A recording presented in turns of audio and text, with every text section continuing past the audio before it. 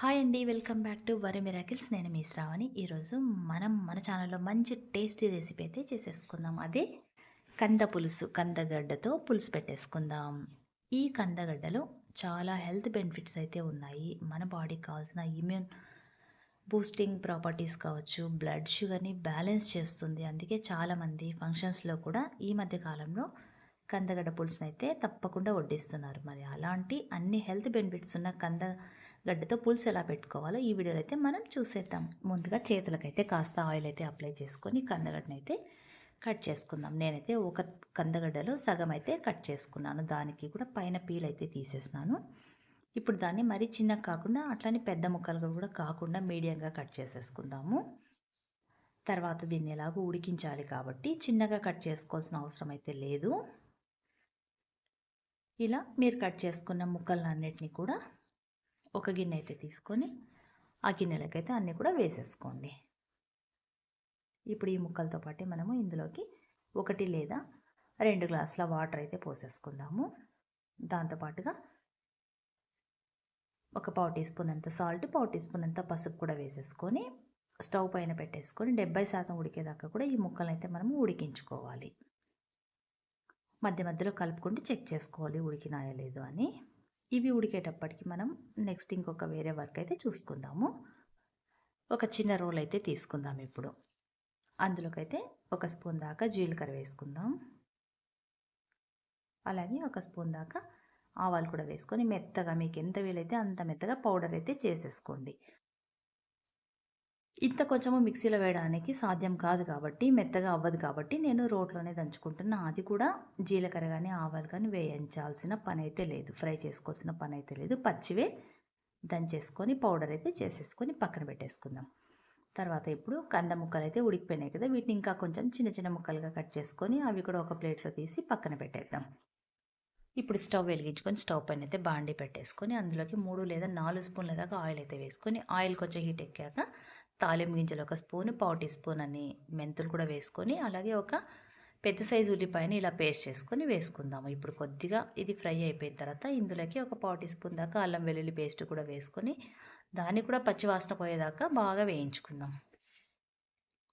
ఉల్లిపాయ పేస్ట్, అల్లం వెల్లుల్లి కూడా బాగా పచ్చివాసన పోయేదాకా ఫ్రై చేసుకోవాలి. ఇప్పుడు 3-4 పచ్చిమిరపకాయలు ఇలా చీలికలుగా కట్ చేసుకుని అవి కూడా వేసేసుకుందాం.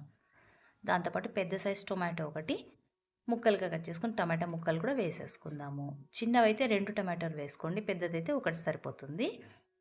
ఇప్పుడు టమాటా ముక్కలు కూడా బాగా మెత్తబడేదాకా మగ్గిపోయేదాకా కలుపుకోవాలి లో టు మీడియం ఫ్లేమ్ మీదనే.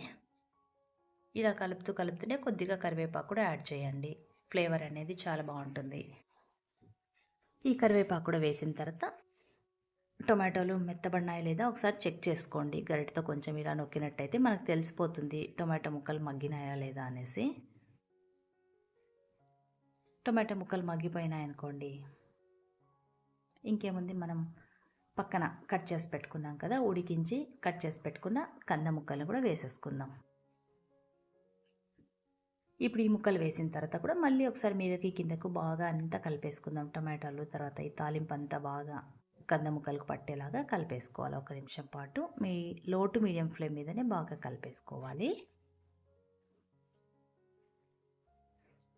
ఒక 2 నిమిషాల పాటు ఇలా కలిపినట్టు ఫ్రై చేసుకున్నట్టయితే ముక్కలు కూడా కొంచెం ఉప్పు కారం అనేది అంటుతాయి అన్నమాట.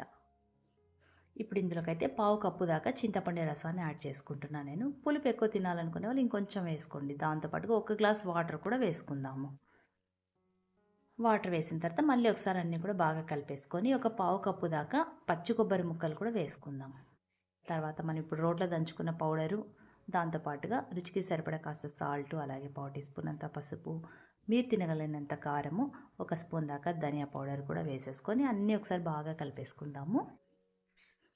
మీదకి ఇంతకన్నీ ఒకసారి బాగా కలిపిన తర్వాత ఒక చిన్న బెల్లం ముక్కను కూడా యాడ్ చేసుకుంటే టేస్ట్ అనేది అద్భుతంగా ఉంటుంది. ఖచ్చితంగా పులుసు కూరలేకైతే బెల్లం అనేది తప్పకుండా వాడాలి. అప్పుడే పులుసులకైతే రెట్టింపు రుచి అయితే వస్తుంది. బెల్లం వేయకుంటే ఎంత బాగా చేసినా కూడా అలాగే ఉంటుంది. చూసారు కదా ఎంత ఈజీగా చేసేసుకున్నాము. మీకు కూడా నచ్చింది కదా, మరి ఇంకెందుకు ఆలస్యం, మీరు కూడా తప్పకుండా ట్రై చేయండి. మీకు ఎలా కుదిరిందో నాకు కామెంట్ చేయండి. ఈ వీడియోని అయితే మీ ఫ్రెండ్స్కి, కుటుంబ సభ్యులకైతే షేర్ చేయండి. మరిన్ని టేస్టీ రెసిపీస్ కోసం అయితే మన వరు మిరాకిల్ ఛానల్ని అయితే సబ్స్క్రైబ్ చేసుకోండి. నెక్స్ట్ మళ్ళీ ఇంకొక మంచి వీడియోతో మళ్ళీ మీ ముందుంటా. Until then bye. Thanks for watching.